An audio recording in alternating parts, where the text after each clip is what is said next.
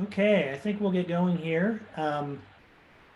You may see my head swinging around a little bit. I'm trying to negotiate several things, letting people in and making sure that emails come through asking for that registration link get answered, but it's all good. I'm so excited that everyone could join us here today. And I'm really excited that we could partner with ASLE on this as part of the biennial conference. I'm sorry we couldn't all be there together in Portland for that, but I think that'll happen soon, and so that's really great.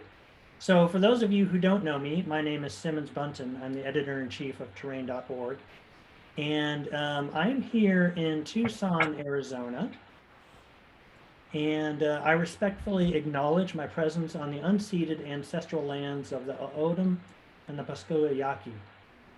I want to thank our readers this evening, Kim Stafford, Elizabeth Dodd, and José Angel Araguz. And I want to thank Anne Haven McDonnell for moderating this session this evening. She's our assistant poetry editor, and I'll introduce her in more detail here in just a bit. And I want to thank Amy McIntyre and the Association for the Study of Literature and Environment for letting us really tag along as for part of the ASLE conference, which I'm happy to be at, virtually speaking. And I want to thank everybody here in the audience for joining us this evening. I hope that you are well and safe and happy. I'm going to real quickly send an email to somebody so that they can get in. So bear with me here for a moment. Oh, I don't see them on the list. Okay. If your connection becomes slow, you may want to turn off your video. In all cases, I ask that you remain muted, but you're welcome to post your questions and other positive feedback in the chat, and we'll open up in the Q&A, I think, so that you can ask your question in person as well. Let's see what else. So we're recording this, as I think you know, and all recordings will be made available from terrain.org and from our YouTube channel a week or so after the reading, if not sooner. And Amy, let's see if we can also get this up on the ASLE website after this evening as well when it's ready. And honestly, if you are on YouTube at all, we'd love it if you could officially follow our YouTube channel, which I'd give you the link, but because we don't have enough followers yet, it is this sort of convoluted link. So if you go to YouTube and search for terrain.org, you would find it there. Okay, our series is held on the fourth Monday of every month. On August 26th, terrain.org poetry editor Derek Sheffield, who's among our audience members, hosts Allison Hawthorne Deming, Suzanne S. Rancourt, and our own Anne Haven McDonnell in a reading celebrating Allison's new book, which is titled A Woven World, on fashion, fishermen, and the sardine dress, plus the amazing work of Suzanne and Annie.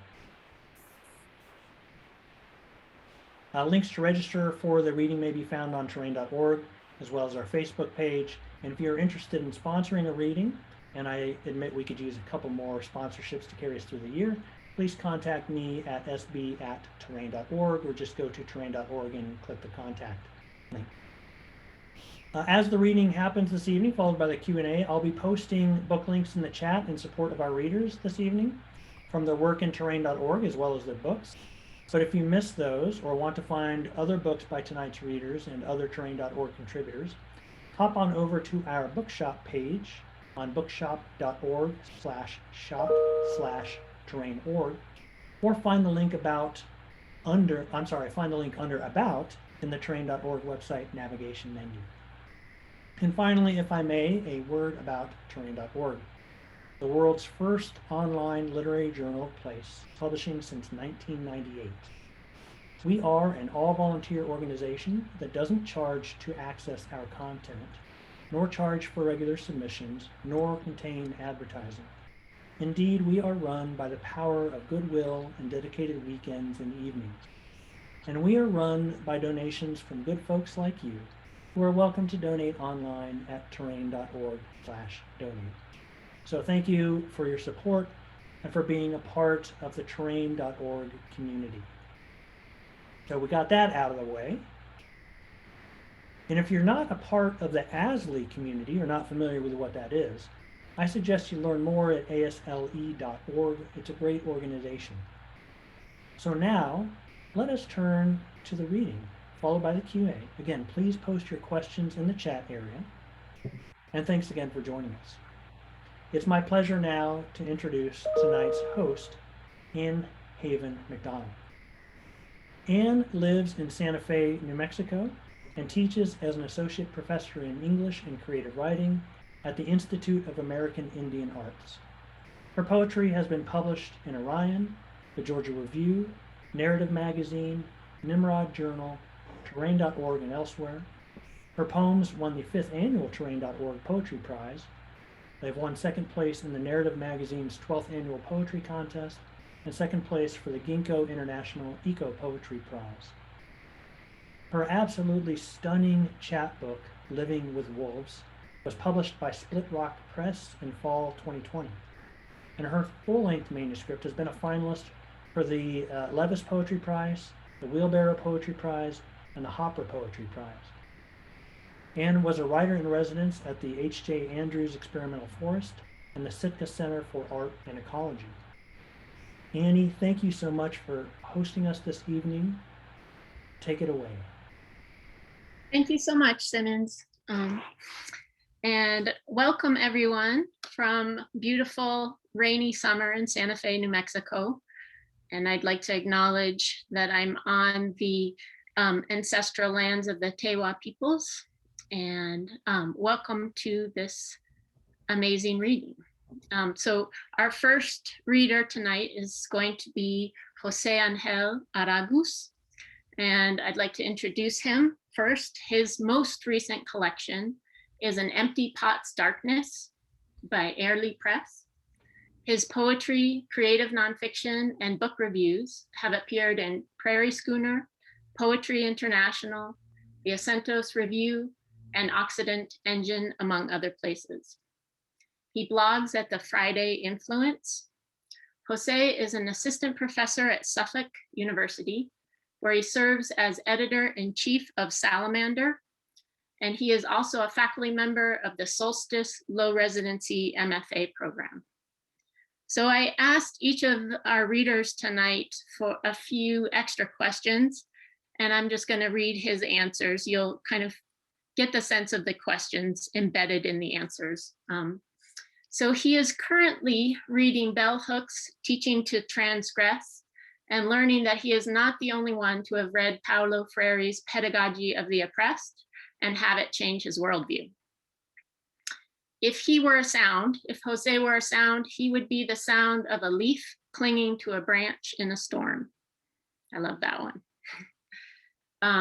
He continues to live with the more than human creature that is this pandemic, a creature some have begun to ignore to everyone's misfortune. He draws inspiration from words on the air, and he is excitedly working on answering questions as clearly as possible. So please welcome our first reader, Jose. Take it away. All right, thank you so much. Thank you, Anne, for that wonderful introduction, and for Terrain.org, everyone here, Simmons and everyone for being here. Really excited. Want to start off by reading a poem from an anthology you may have heard of. I don't know, it's low key, but now it's a poem called American Studies, and I wrote it around as part of the Letter to America series Terrain.org did. So this was written right after the 2016 election. American Studies. My wife tells me of reading the Dear America books as a child, those stories told via the diaries of young women who lived during difficult times in American history. In these stories, filled with suffering, were the facts behind the suffering. Her favorite involved the RMS Titanic, the unsinkable ship that sank. I asked if trying to imagine what it looked like was what captivated, and she says no. Says only one book led to another until she realized she could never see it nor accept it. After the election, my friend explains he feels he could manage here, but not his children. He explains he spoke to their school director, who comforted by talking about police presence. But if there's police, he asks, before anything happens, what will happen when something does? American algebra. Everything is X until proven Y. Dear America, if X represents what my friend feels thinking about the police, what language do you imagine he worries his children speaking publicly? And what language are we speaking now? Show your work. Another friend writes, here is a verse I think about a lot, and maybe the mirror of the world will clear once again. She shares she's been sick since the election, as I've been. I imagine our voices trying to commiserate between coughs.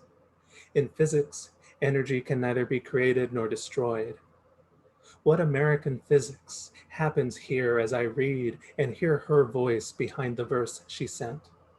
Are you, dear America, afraid as I am that our faces will no longer be there when the mirror clears? And I forgot to say that verse in there is a verse from Fayez, yeah, just lovely poems, and my friend translates their work.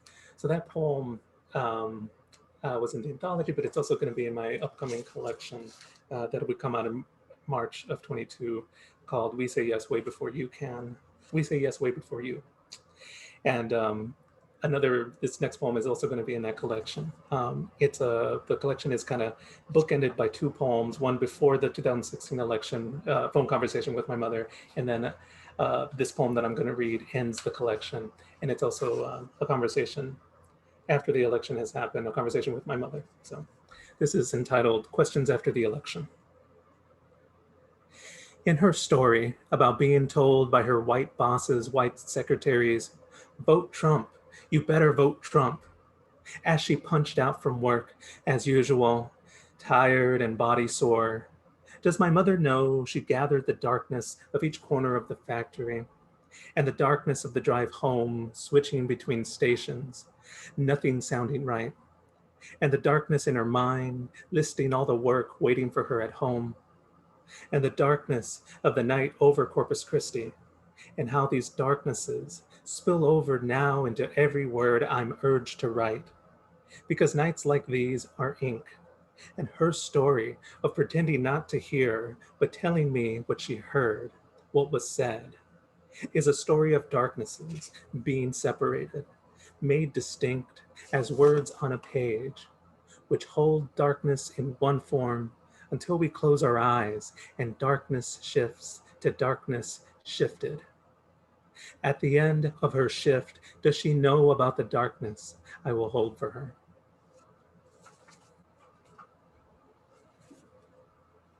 Thank you, thank you.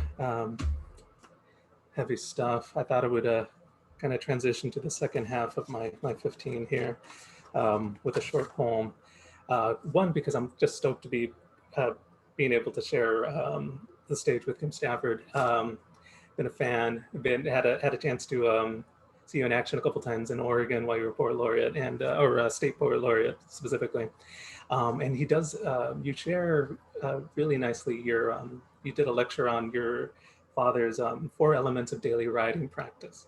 And for those of you who aren't familiar, it's the 4 elements are write the date. This is like daily writing. So you write the date, you write a paragraph of boring prose, you write an aphorism, and you write whatever comes next, a poem, a story, etc. And I'm, as somebody who writes regularly, daily anyway, I was just like, oh, this is a cool form. Let me try this. So here's what I wrote. This was at, I think at an Oregon Poetry Association kind of event. So the date, September 29th, 2018. My boring prose is, I have driven to Eugene to present and be uncomfortable, it seems. An aphorism. Poets don't ask for credentials, not the real ones. They ask to hear about the work we share. And here's the poem I wrote that day. Meeting a poet after walking and not speaking, not making eye contact, not knowing what I matter to or what's a matter with me. We begin to talk of language in language we're fond of. There's others walking around us, but the words between us, who has placed these words between us? And I think the answer to that question is Kim, so thank you, Kim. I'd like to close off by reading two sequences from my latest collection, An Empty Pot's Darkness. The book is a collection of poetic sequences, kind of elegiac about friends in my life that have passed and friends that I haven't met. There's dedications to writers as well. The first sequence to share with y'all is from my friend Dennis Flynn, a poet from Corpus Christi. And he's a character. You're going to meet him in this sequence. And what you need to know, he died in 2010, and there was a year, the year after I graduated from undergrad, I spent it in his house, and he lived in a house without electricity. So when I talk about writing in the dark, it's not metaphor, like I'm writing in the dark, like literally, like, you know. And when I talk about lighting candles, it's not just, you know. Anyway, so it's a lot of this dialogue I have with him takes place during that year. And so this is for Dennis Flynn. Promise me you'll never put me in a story. I unfold these words from others said over 10 years and wish they'd lead to more. Advice, jokes, living will in your wallet. When you took it out and wrote my name alongside your wish to be cremated, the page creased like your face. My room in your house was bare. I painted the walls bright green for no other reason than it made you laugh. Living there, I'd hear you turn and shuffle papers until I couldn't. The day you died, I didn't know it until days later. You gave me a door to make a desk, set it across cinder blocks, a door between the floor and ceiling. I began to write. I'd knock sometimes when stuck, the echo short, but enough for me to want to listen. Did you write this on the door? I still see you hold the page as if you could walk through. Never told me not to put you in the earth. I have dreams where you are soil and stone. I go to speak, grit cuts at my mouth, white and gray dust, the color of moths at your screen door, the year you kept me off the streets and writing in your house. I just did what anyone would do, you'd say, through the white and gray dust of your beard. You lived without power like a grudge, lit lamps as others puzzled. This is just how one lives. The nights I lived there, I stumbled in the dark and wrote my poems by the light of a kerosene lamp. When the light gave out, I would write by the moon. When the moon gave out, I'd write trusting the words would still be there in the morning. You spent afternoons in your armchair, in and out of sleep. You'd call my name to see if I was around. Evenings, you'd go house sit, leaving me the dark. Since you died in someone else's house, no one's explained it to your armchair. He is living in another life. When he wakes, you'll know it when you creak. One night, a friend began to kick and spit against another car after locking her keys in hers. You yelled her name until she stopped. She asked us to stay and moved cat litter so I could sleep on her couch. Some have it nice, you said. We have poems. We're the diversity they speak of. No plot then, no arc, no denouement. The day you turned ash, I wasn't there. I can only tell it like you might through white, gray words. You rest in pieces. Perhaps you'd laugh. You merely left scraps, a chuckle, a crackle in the throat. You left life as broke as you had lived. I can almost hear your armchair creak. All right. Thank you all again for being here. I'm going to read one more sequence from this book. And yeah, I just want to, whatever is going on with everybody, all 98 of y'all being here, whatever you survived up to this point, thank you for making time for poetry and making time to be here with us. I really appreciate it. This next sequence I'm going to read is the one that closes the book, and it's called An Empty Pot's Testament. I was kind of going for like a Francois Villon kind of will and testament kind of vibe, like this big public statement, because the whole book is about elegies and death and mortality. And so I got to consider my own. It's a light reading, you know. But the other thing I wanted to do with this is kind of Pablo Neruda in his Canto General, he does a poem at the end of it where he's like, and today on this date, I have this, you know, I finished this book and I wanted to do this kind of statement at the end of this. So I wanted to put this out here. So anyway, this is called An Empty Pot Testament, and spoiler alert, the empty pot is me.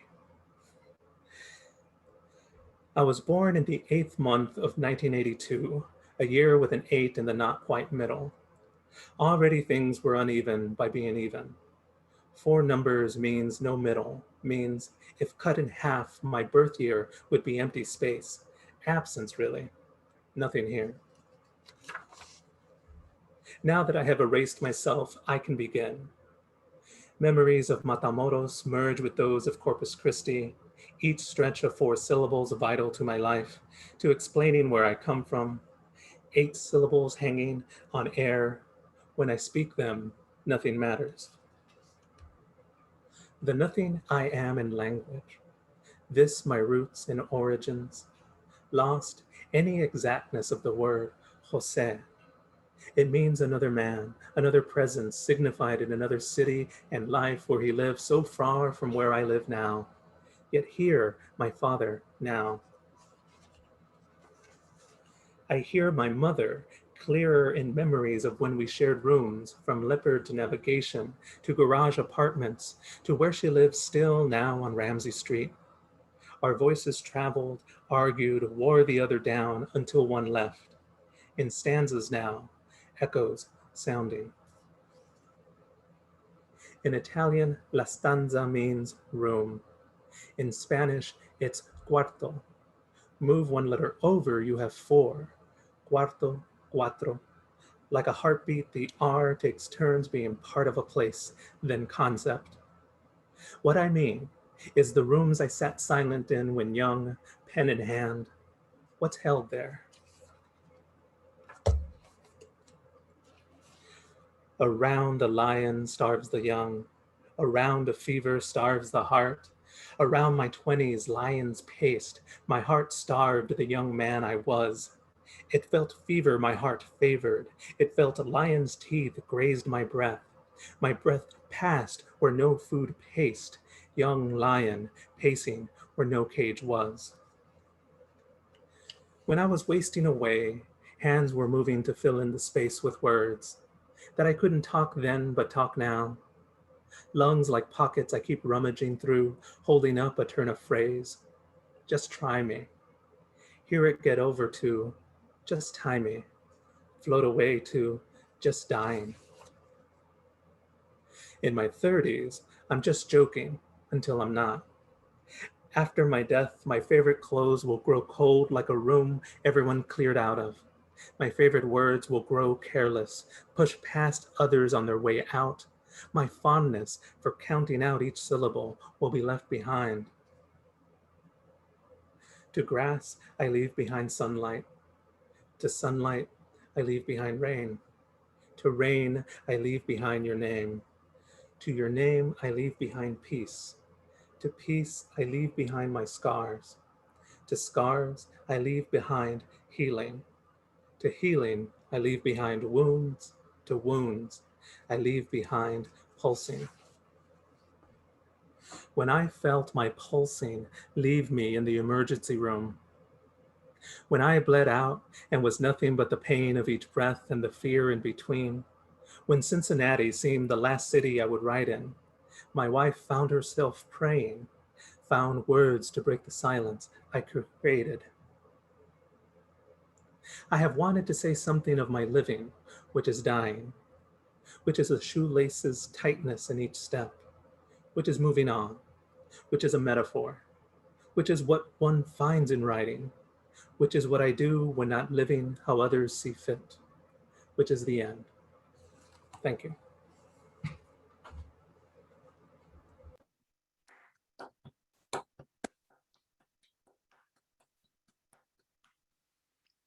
José, thank you so much. That was really beautiful.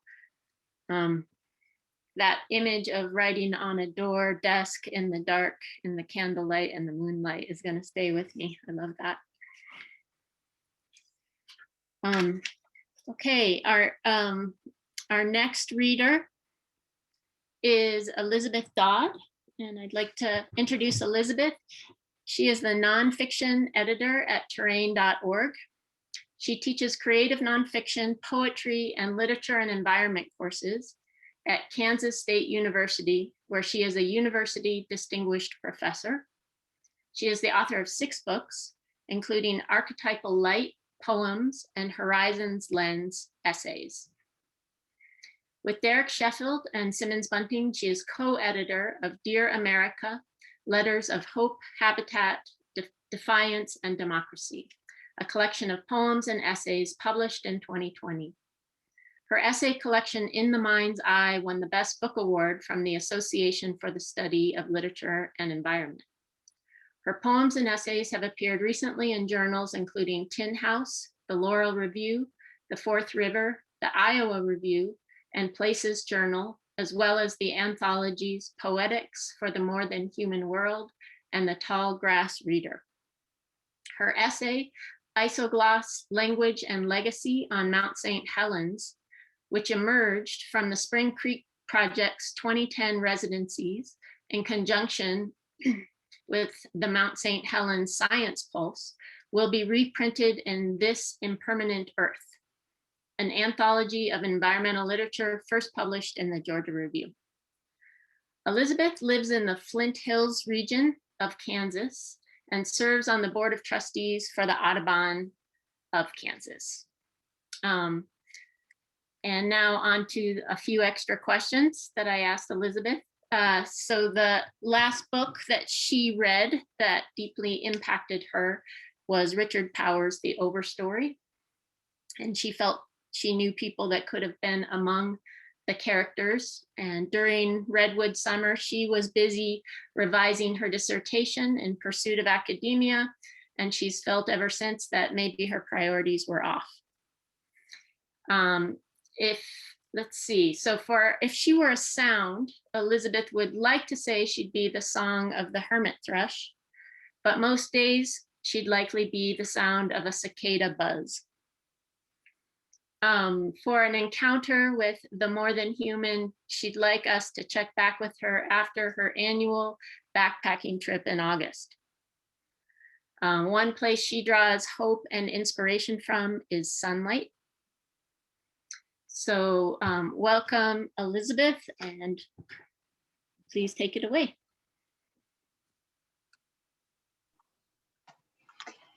Thanks, Anne. Thank you for hosting us. Thank you, Simmons, for all the magic you perform. And thank you all who are here instead of in front of the Olympics. Very much appreciate your being here. Derek Sheffield called this a confluence reading with Terrain reading series and the ASLE conference. And I'm just delighted to be in this confluence with you all. I'm going to start with an ekphrastic poem. And this is where the magic will begin with Simmons. He's going to put up a photograph. The title of this poem is taken from John James Audubon's folio, The Birds of America.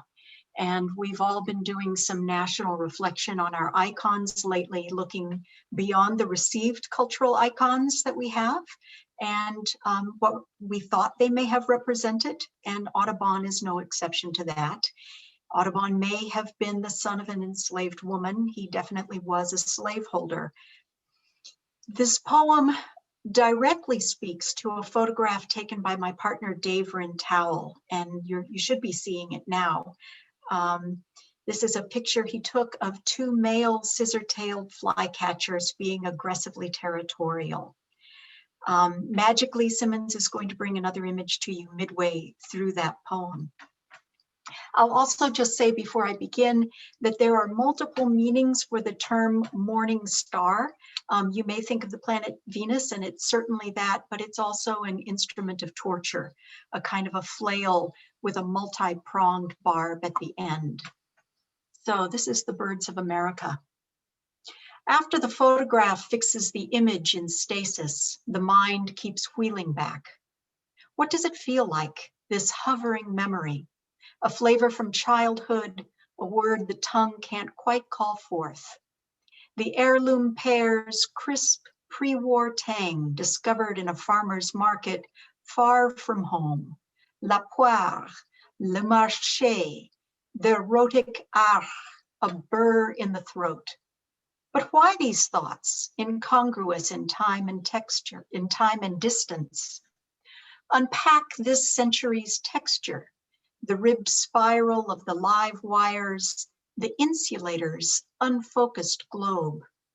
The bird's neck arcs, a dancer's head flung back, beak rising in the ecru air, and there, the flash of apricot beneath a scissortail's wing recalls the watercolored throat, la gorge, of Audubon's Columba migratoria, the passenger pigeon.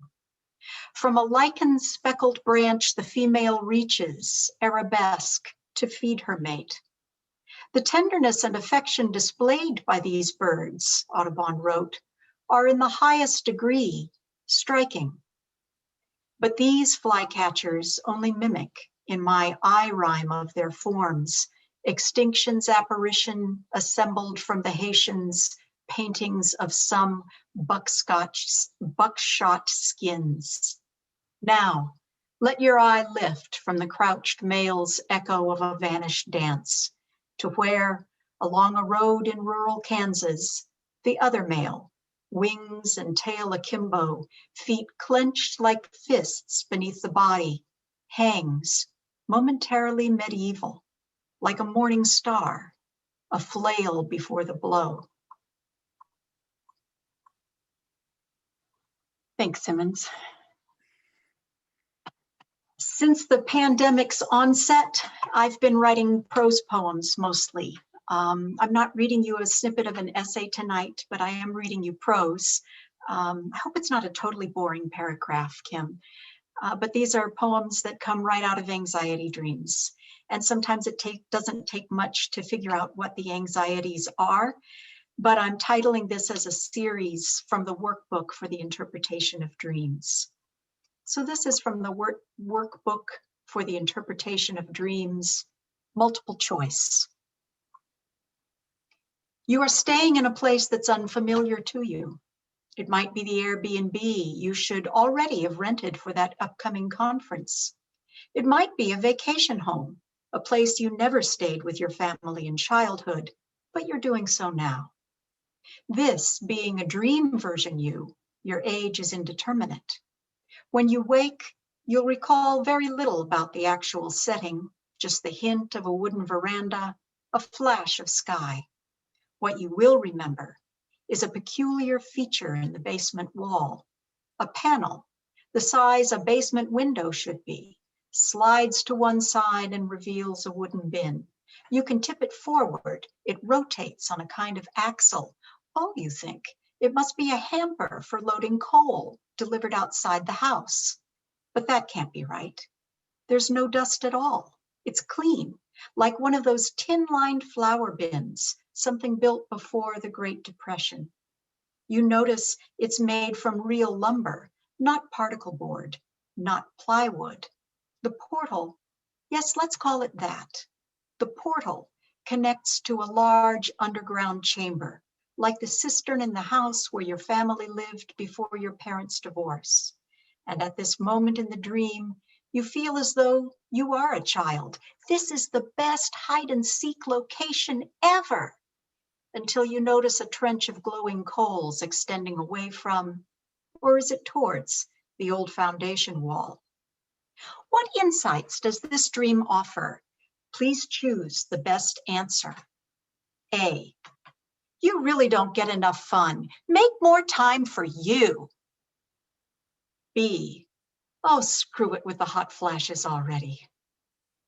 C, why exactly are we not out in the streets with Greta Thunberg each and every day?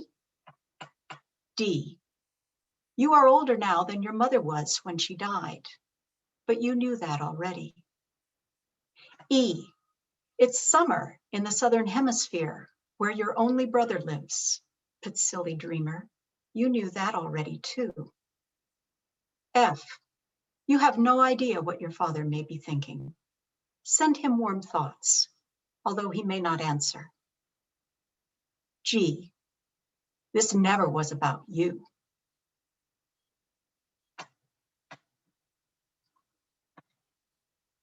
And this last poem is a longer sectional poem. It's about the blue-footed booby, Sula Nabuxi. And you've seen these birds do their dance, lifting their big blue feet one after another. The way climate change is affecting these birds is predominantly through ocean warming. Warmer seas and different weather patterns that come from warmer seas affect the kinds of fish that are available to eat, which then affects their fertility and their reproductive success, as you would expect. Their health is reflected in the color of those feet. Aqua blue, almost Mayan blue, actually means that they are better fed.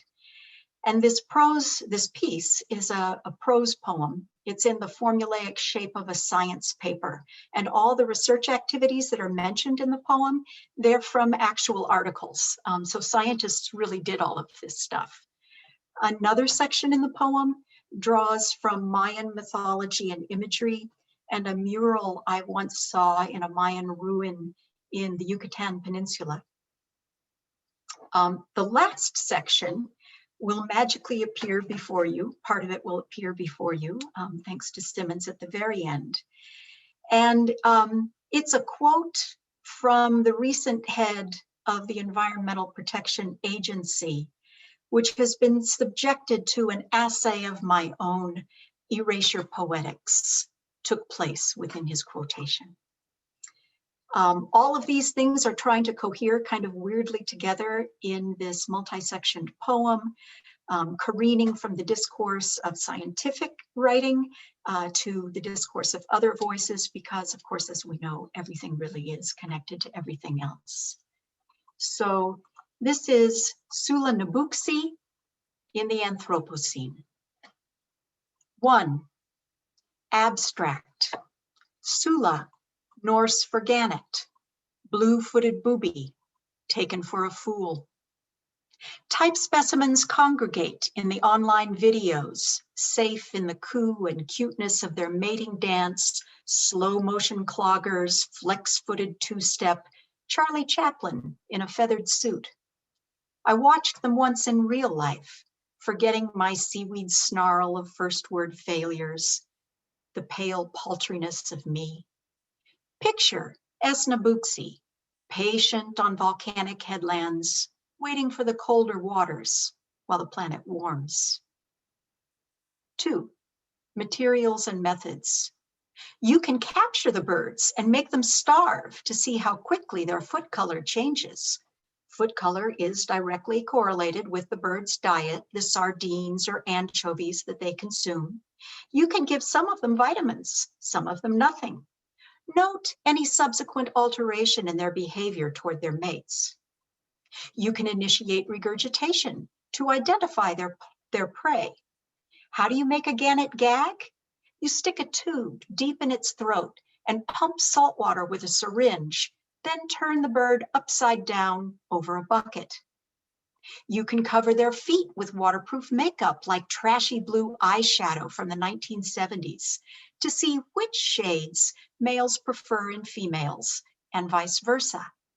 To equalize your experiment's effect, you can rub the feet of your control birds with a crayon in a plastic baggie so everybody gets the strange experience of messed with feet.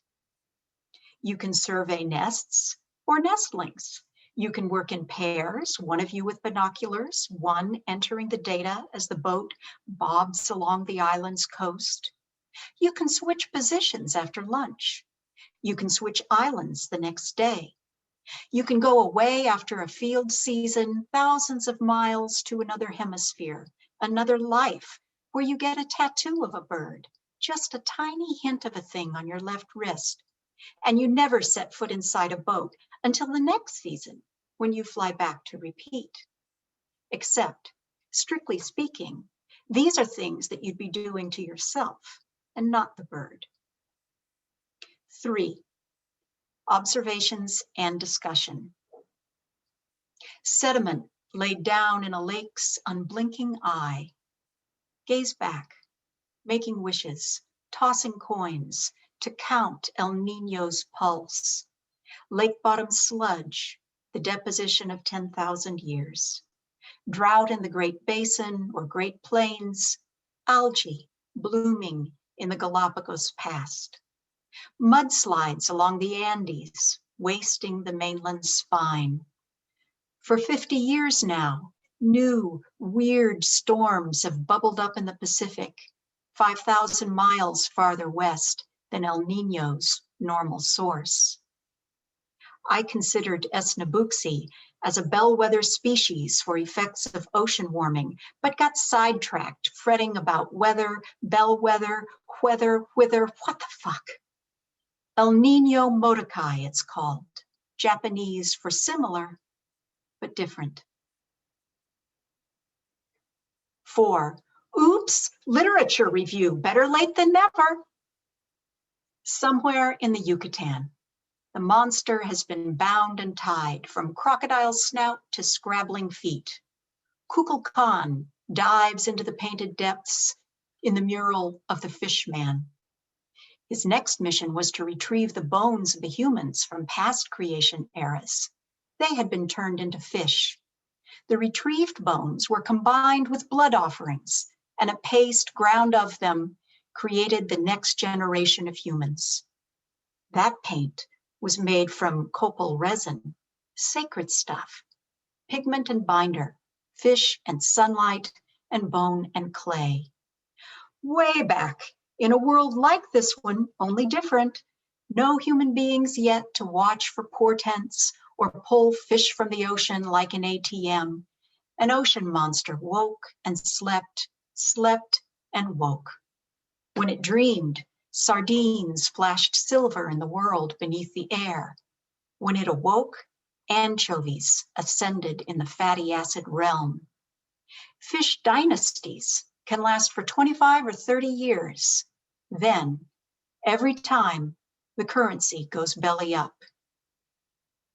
5, conclusions and indications for further study. Only cold waters support the sardines essential for Esnabuxi's successful reproduction. Increased Pacific warming disrupts the species' mating behavior and suppresses population replacement. The birds stand placid, looking out to sea. No, I would not think of impact. I would not agree that we see human climate. I would not think with precision on something to do.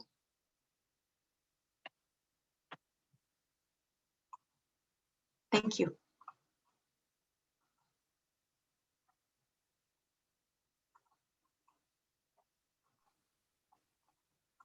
Thank you so much, Elizabeth. I really appreciated the range and layering of tone and voices in those poems. And especially that I want to read the whole collection of dream poems and multiple choice interpretations. That was wonderful.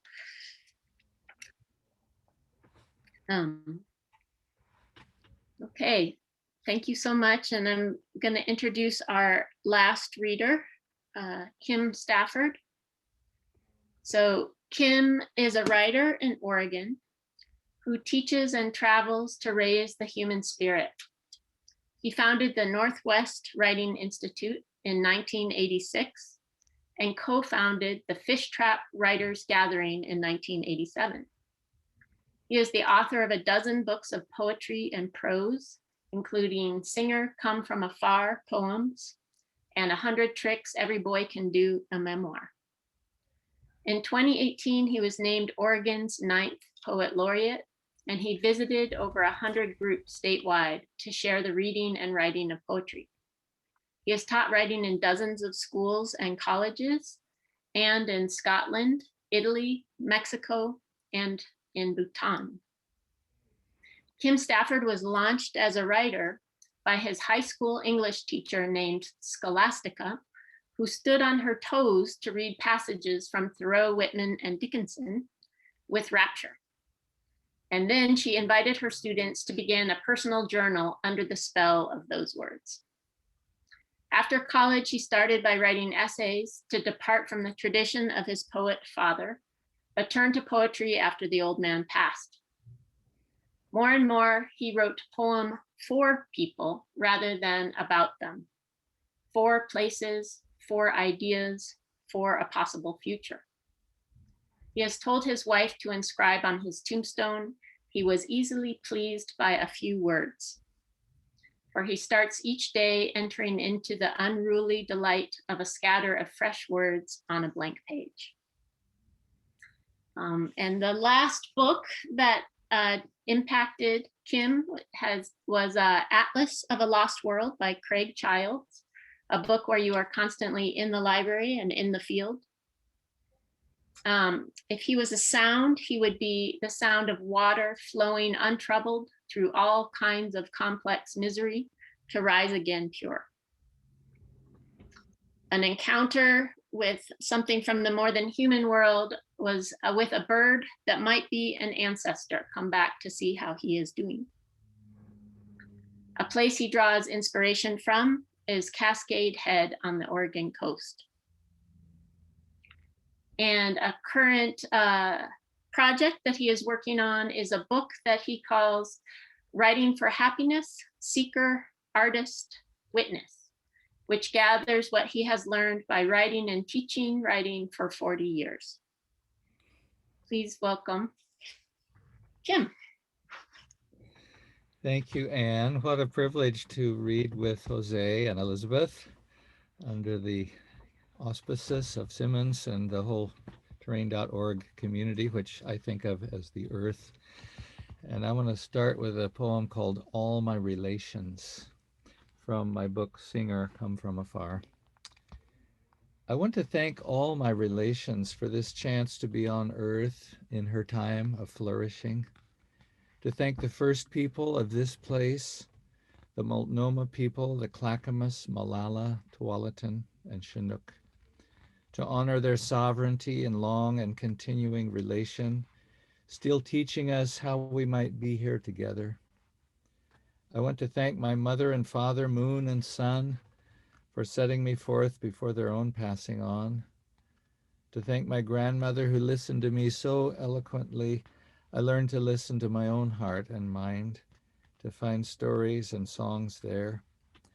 I want to thank my family and friends and all citizens and travelers who study and work for deeper kinship in this place with one another and with all creatures. One earth, visible, palpable, fragile, intricate, resonant, in need of our better stories. I want to thank you who have gathered here to receive what I have carried and hope that something I have may meet something you need, so all our relations may be strengthened for the life we live together. I find myself just circling back to the natural world, and when I get up in the dark and sit down with my blank page and take a look into my mind, there's often a creature. And so this next poem is called I Am the Seed, speaking in the voice of the seed. Every chance I get, any place I fit, in a cleft of grit, in ravine or pit, by ancient wit, my husk I split. I am the seed. I fell to the ground without a sound, by rainfall drowned, by sunlight found, by wonder crowned, through luck profound. I am the seed.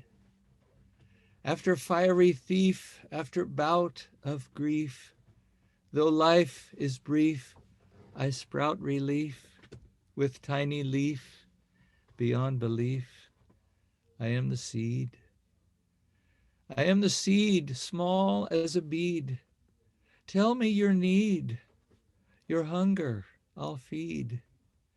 Any trouble you're in, I will begin, for I am the seed. Up I rise to seek the prize from all that dies by bold surprise, small and wise, before your eyes. I am the seed. Just think of all the seeds trying to heal the depredations of our foolishness. Millions, billions, trillions of seeds saying, I have an answer for your foolishness. Well, speaking of foolishness, this next poem is called Foolish Young Flowering Tree. You've probably all had the experience of, on some really gray, dark winter day, there's some foolish little tree that's just started blossoming. Didn't get the memo that it's too early. Just like a child or a puppy. So foolish young flowering tree. It's winter, dark days, still too cold for bird or blossom, dull sky and all our hearts in shadow. But there, at a ragged cleft darkened by cedars of gloom, a flash of light cries out, the incandescent wisp of wild plum, far too early to be so happy, so naive, a child refusing to obey the rules of grief. I really am so grateful, Jose, that workshop we did in Eugene back in September of 2018 resulted in a beautiful poem. My approach to the blank page, I have to sneak up on it with those things I don't have to think about, the date, the boring prose, and so on. And one morning, I just came in that process to this question, what is beauty for? What is it for? I can't remember who said, flowers are more beautiful than they have to be. Birdsong is more beautiful than it has to be. There's so much just ravishing redundancy of beauty. And so often a poem for me is trying to answer an impossible question like that. So this is called What For? What is beauty for? Sunset searing my soul without thought or plan. Dawn green beauty, bee hum honey, stone in hand, so silky, the long sea worked centuries to ravish. And what for pain? Thorn in heart for my hurt child, dumb ache for my brother gone 30 years, slow burn of disgrace when I fail at what I am to do, to see my country bruised and torn. So, to make good things a song, a kind act, a friendship, feed on beauty at every turn. And to make truth feed on sorrow, gnash its salty structure, bite the bitter rind. Maybe it's, so one of my friends said, part of the good luck growing older is to see the drama whole. So that beauty and pain seem to be bedfellows. They have work to do to make us strong and to make us true. Working on that. Well, in college, I got ravished by the Old English riddles, where a creature speaks like that seed speaking. And this poem is called Advice from a Raindrop, and it's addressed to all activists on the Earth Project. Advice from a Raindrop.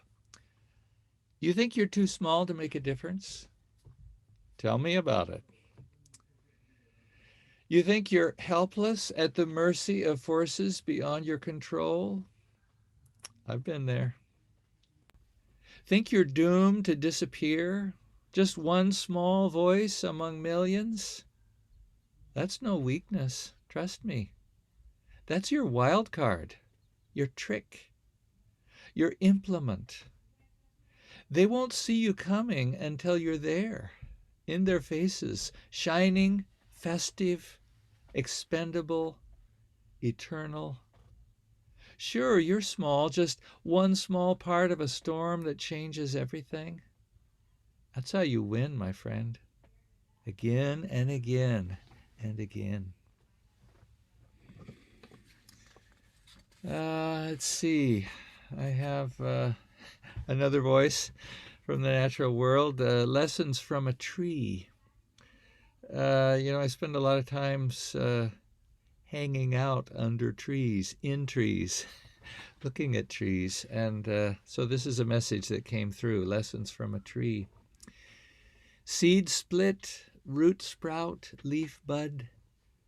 Delve deep, hold fast, reach far. Sway, lean, bow, loom. Climb high, stand tall, last long. Grow, thicken, billow, shade, sow seed. Rise by pluck, child of luck, lightning struck, survivor. Burn, bleed, heal, remember, testify. Nest, host, guard, honor. Fall, settle, slump, surrender, offer, enrich, be duff, enough. The language is so welcoming. It just says, well, there's a word. How about this one? How about this one? I think I'll close with a poem called Easy Pickings. Every summer we go to a farm up the Columbia Gorge east of Portland, to the place where the blueberry bushes, they're just so heavy with bounty. And, you're doing them a favor by picking the berries. And this was a day, the day before I wrote this poem, I was just struck dumb by the terrors of the world, what people do to the beloved earth and each other. All I could do was go pick blueberries to survive the day. So I went up there, and I loved hearing all these languages between the rows, immigrants from all over. And their children were there, and the children could have all the blueberries they wanted. So everybody was in a wonderful mood.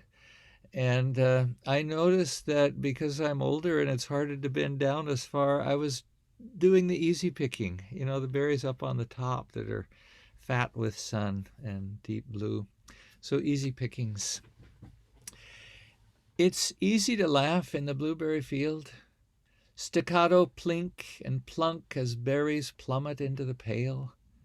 And you hear children banter in a dozen languages among the green rows. It's easy to forgive there, too, viewing old betrayals sweetly diminished by the honeyed crush of berries on your tongue.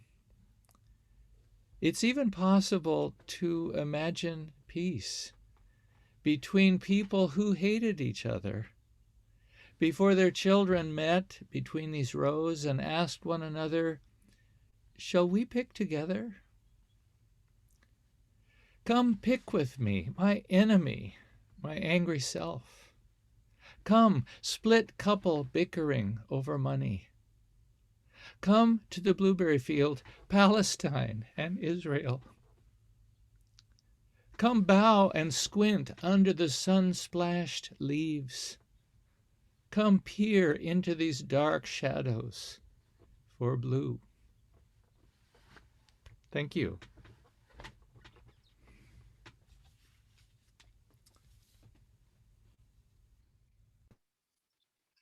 Kim, thank you so much. That was beautiful.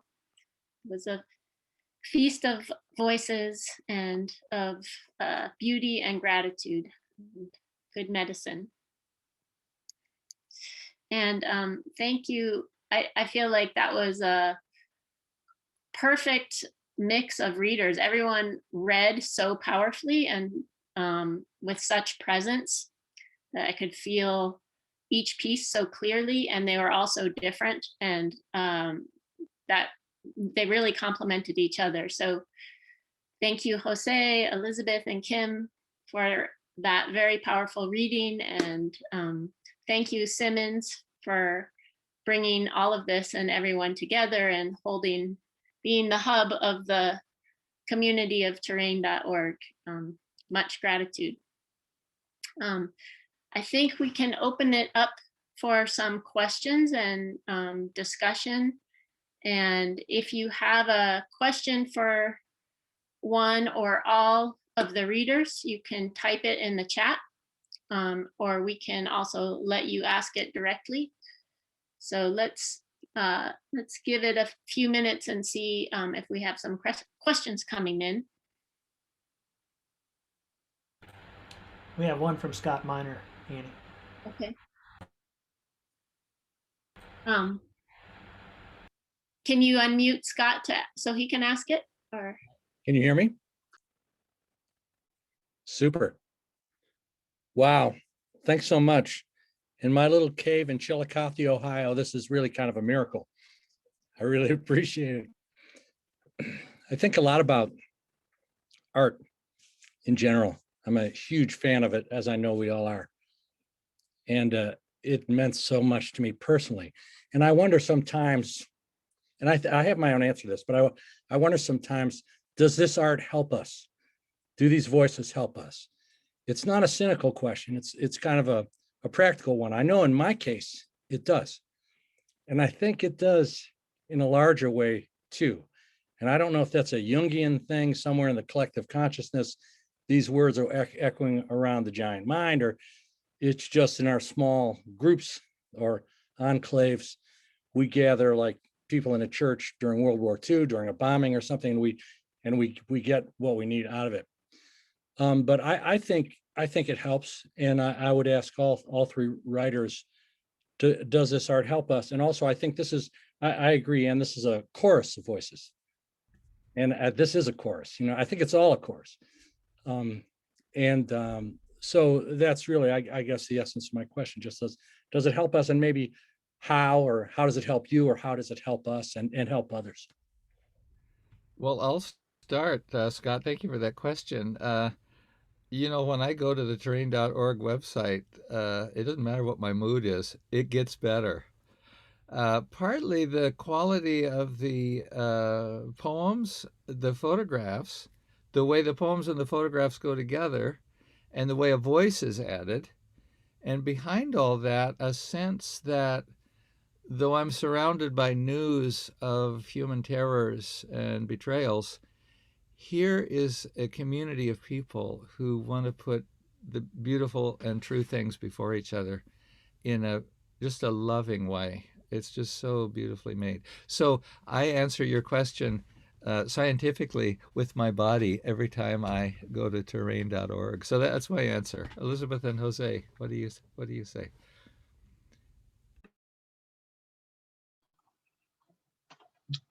Well, Scott, of course I agree with you, my old friend.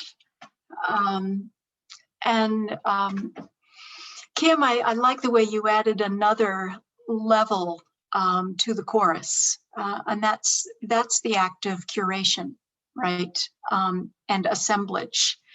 And I think one of the things that was, it was so difficult for so many of us.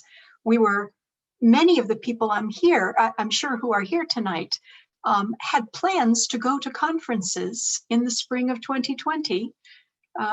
We certainly did from terrain.org, and that assemblage couldn't take place. Some brave people went. We turned around and drove back home from our trip down towards San Antonio.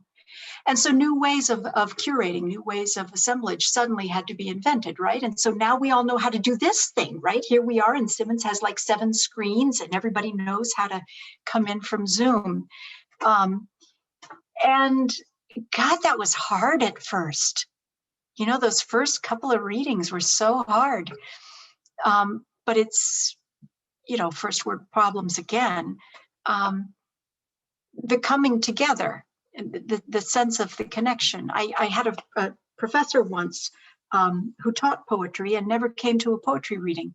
And I always thought that was very strange. And he said, well, I don't like that. I like to read them on the page. And he was a great teacher, but it never made sense to me. I'm glad we were all at the reading together.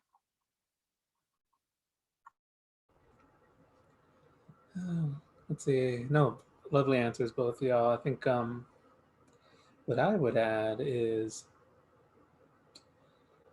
well, just the toughness of it, the darkness of it, of not being able to. Yeah, you took us back to 2 Marches ago, Elizabeth. I like that because for me, it's a matter of like, well, we had all these people who very unjustly lost work due to the pandemic, and suddenly had this time to kind of educate and also just talk, and time to protest and demand wages. And then we had the protests of last summer, which in a lot of ways were protests that were already happening. They were happening since Ferguson, and even before that, like the injustice that Black Americans face. It is just it all just came to the fore, and it's like, I think, especially with something as dramatic as the pandemic, is something as dramatic as calls for mass calls for justice against systemic racism and class inequality. It's surprising to see who it's news to and who it's not. And so that's where this question kind of takes me in terms of voices. It's like, who's just joining the conversation and who hasn't been heard this whole time. And even now, as we shift, for some, we are seeing it as like, well, there's a surge going on and we need to be more careful. And some are seeing it like, no, we're going back to normal. Voices are there too. And like, who's being left out? That's always my question to students. So yeah, that's I'm like, yeah, there's a lot of voices coming together. What I love about virtual readings, and I'm kind of riffing around some of the lovely things that have been said, but I'll add this, that with virtual, like a week into the pandemic, a week into lockdown, I got my first invite to do a virtual reading. And I did at least one a month for a while in 2020, if not 2 or 3. And the accessibility, the access that it gives people, it's so positive. And one of the shames that's happening now is that like we're leaving some of that behind. It's like, oh, it's tedious. Oh, it's this. And I'm like, no, there's a lot of good here. So where we can appreciate voices, like we find them. Whether it's a professor who doesn't go to poetry readings or didn't go to poetry readings, and it's like, oh, I like them this way. I'm like, or you've got on the opposite end, somebody like Garcia Lorca. Lorca got mentioned in the chat a bit ago. Garcia Lorca was like, books are graves where my poems go to die. My poems are only alive when I read them aloud. So you've got that range. And we've got this medium here where we can kind of appreciate all of it. Whether it's online virtual readings or online on a site like terrain.org, which is what Kim kind of brought us to. It's like, oh, you feel better when you're at the site. So I love that sentiment. So that's what I got to contribute.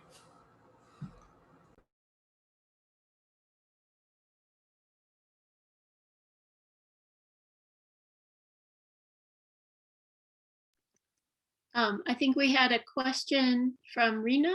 Is that right? Simmons, can you unmute Rena? Yes.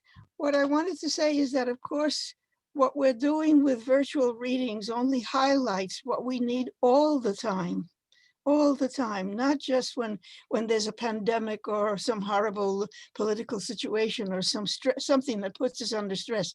I think the human being is under stress all the time for one thing and another. And what we need is to get out from under our own skin and actually make contact with somebody else. And that's harder than it sounds. But I loved this reading. I think this reading was a perfect example of contact in different ways, of different kinds. And if it's permitted, may I offer a poem as a gift to all of you, but in particular to to the last reader who gave us something from trees and from flowers and stones, because those that you never get under their skins, and he managed somehow to do that. So is it okay if I read a very quick poem? Yeah.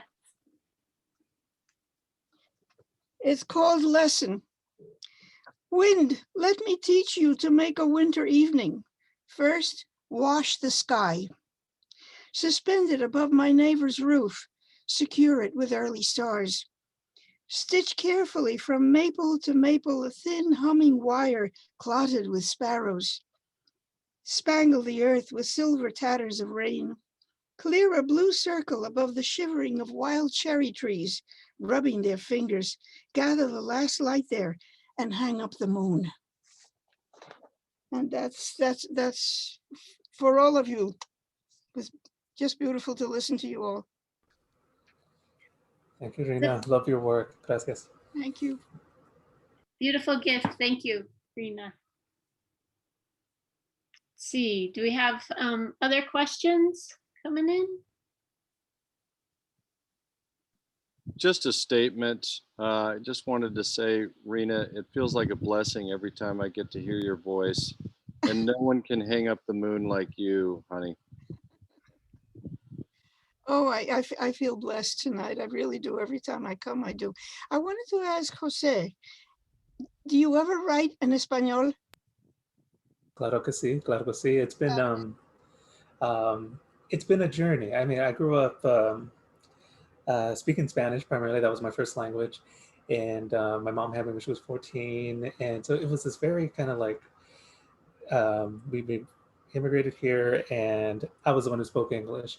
And so I spoke Spanish fluently, but as soon as I got into school, I was like, oh, these classes, like, that's a different kind of Spanish. And even reading like Pablo Neruda the first time, I'm just like, that's literary Spanish. So it's taken, long story short, it's taken about like 10 years of just starting small, writing haikus in Spanish first, 3 lines at a time, not too intimidating. And slowly, like now I'm working on a book of poems all in Spanish. And it's its own, adventure. It's its own kind of like experience, a whole different voice. So thank you for asking. Sometime you should try coming to Miércoles every Wednesday evening at 7. Miércoles, and it's Spanish. It started out Spanish, but now we're introducing English language poets too, because we want to make the bridge. And it's a wonderful program. We have people reading from Argentina, Chile, Mexico, everywhere. So come and visit. Lindo. I will look it up. Thank you.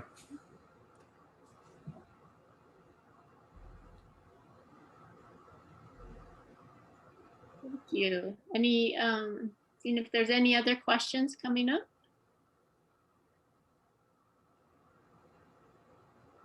If not, I guess thinking about Jose writing in English when your first language is Spanish, and then thinking about the way that both Elizabeth and Kim's poems spoke toward and for the more than human world. I'm just thinking about that complexity of poetry moving across those gaps to point towards silences or to speak for or towards others. Do any of you want to speak to that?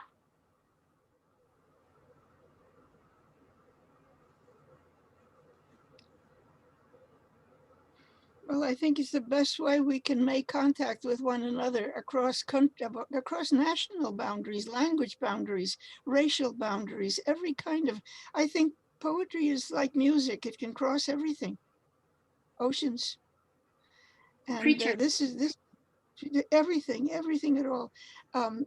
This is why we're trying so hard to unite the languages, to get people to speak to each other. And when I find someone who is bilingual, I feel really fortunate, because that's what we need.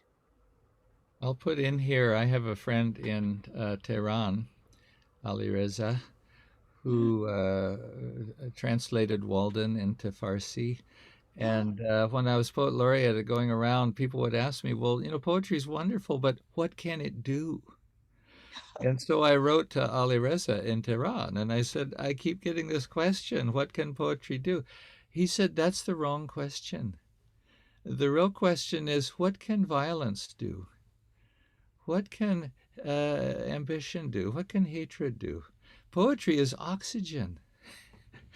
It's oxygen. So, and another thing he said is a poem should not satisfy your thirst.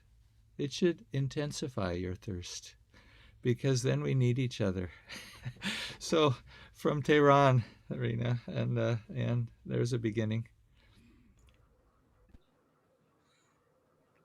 Oh yeah, there's something to that, well, what role does it play? I mean, Auden gets picked on for the, poetry makes nothing happen. And I'm like, well, he's talking about the poem itself, but like it's people, right? It's the human factor that makes something happen.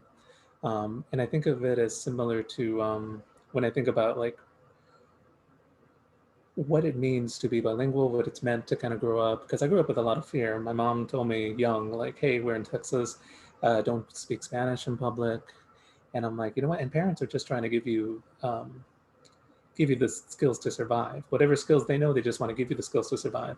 And that wariness, that fear, it has helped me a lot, even through now, like navigating different white spaces, whether it's as a student in academia, through a PhD, or the writing world.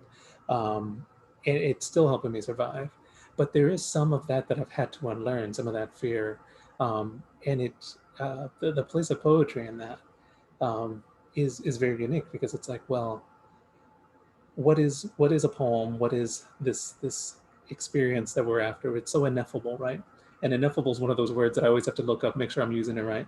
But it's so like what we're seeking after. And I love, Kim, you sharing about your friend pointing out, like, well, as an antithesis to that violence. And it's like, well, that's like, yeah, that we're talking like that physical kind of impact. And we got to think too of like, well, what are the traumas everybody's negotiating on a daily basis, societally? What is this pulse of the pandemic that's, haunting us in every different way? Because it's so easy to judge people who are doing this or that different from what you're doing in the face of the pandemic. And it's harder to be like, hey, everybody's in this together, and negotiating, reconciling, reckoning with the different things, and you don't know the full story. And one of the ways to negotiate that is obviously language. And yeah, Rina, you speaking up about finding someone who's bilingual and what that means. I always tell my students it means a lot to be in a room of people where I can say pues, pues, somebody understands our pos.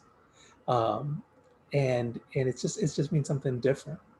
But I'll transition from here to talk about the question of what gives people hope. I would say events like this kind of community. My writers give me hope, because, I mean, we're always listening. Can you say, like, to be a writer is to be a good listener, and so that's really, whether it's listening to the world and also listening to ourselves, that's really the space we're kind of negotiating on our way to hope, as well as to deal with those silences that was brought up in the original question. One other thing that I might add to that, we often, the arts and poetry in particular, I think, are attacked because of a perceived lack of instrumentality. What does it do? What can it do? Does it heal? Does it help? And all of these, I mean, they're meaningful, important questions, but they're founded on a premise that language's totality is instrumentality. And I think there's something else, that there is some other way of being that language inhabits. I don't believe the theories of the evolution of language that say it was so a group of people could organize and say, you guys go around there and we'll come over here and then we'll kill the thing. I don't believe that theory of language. I believe theories of language that come from oxytocin and from connectivity, and inside prelingual here, reaching to inlingual there, and vice versa. And of course, that is instrumental as well, but it's different kind of instrumentality. And I think that's one of the levels that art resonates through, and that poetry resonates through, and the paragraphs, when they're not terribly boring, also do that too. Well, Jose quoted Auden from that poem, Poetry Makes Nothing Happen. But Auden also said, no matter how good your dog, it's unable to say, my parents were poor but honest. And, you know, just a few syllables between two people can open a whole sense of solidarity. You know, we're in this together. And language, you know, that is what it does. I'm really with you, Elizabeth. I think probably the lullabies came before the hunting plans. I believe it. I believe it. There's a poem by E. Cummings that begins with somewhere I have never traveled, gladly beyond any experience of mine, your eyes have their silence. And I think that's the kind of communication poetry is after. It's after something ineffable that is never going to do anything practical, but who cares? I mean, really, who cares?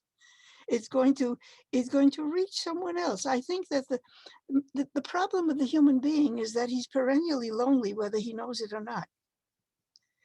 And I think that what the arts do is to do something about the loneliness, the solitude.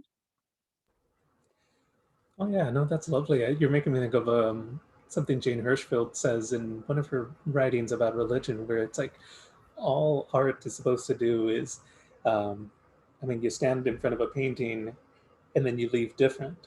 Like you can't market that, you can't, codify that, that it stops the plummet of existence for just a bit and helps us think differently. I always tell my students, like, we are looking at, we read the things we read, we analyze the way we do in order so that later on in life, when you feel stuck, you can look at your life and be like, oh, do I have to live like this? When you get in your head and you're like, oh, I'm always going to live like this, I'm always going to be stuck, or you get in a bad relationship or something, you'd be like, oh, change the narrative. We do that by kind of stopping and lingering and dwelling. What is it? Getting older means you get to see the drama hold. I love that. I'm going to carry that. Same with, it's one of the things that can give us poetry, which is slow us down and slow us into ourselves in a way. You know, my dad was so sly. When we were little kids, we'd come and just announce some crazy thing we were going to do. We're going to do this. And he would say, well, that's one way. You know, he wouldn't say anything else. The implication was, you know, you might think about another way. And maybe that's what poetry or art does, similar to what you were saying, Jose. Just that there is another way. You know, what are we going to do? We're faced with X, Y, Z. Well, there is another way. And just that perennial sense of another opportunity, another paradigm, another way to be together, another way to be happy, get along.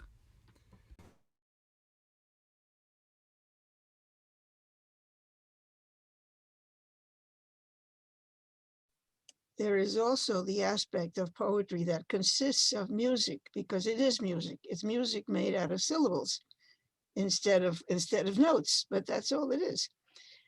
Made out of language, only not just plain sound.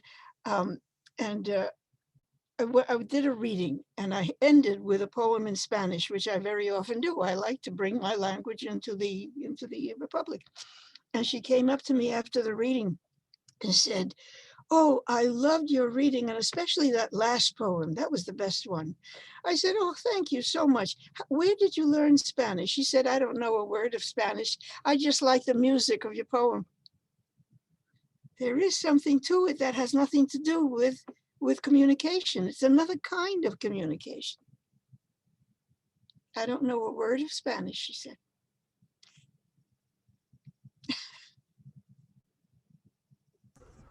Oh, that's lovely. Okay, well, thank you all. I think that's a great place to transition. And do the writers have anything else that you'd like to say to end on? I love having Rena have the last word. Okay. I want to say thanks to everybody. Thank you Sure. for coming. Thanks, No, everybody. thank you, everyone. Thank you, everyone, for coming, and thank you to all of our readers. Buenas noches. Buenas noches. Buenas noches. And thank you, Annie, for doing such a wonderful job hosting us this evening. And of course, to Kim and Jose and Elizabeth for joining us, and to everyone else. I want to thank you. Join us next month. August 23rd is our reading. And otherwise, I hope to see you around, virtually certainly, and in person before too long at some point as well. Thank you, and have a wonderful evening.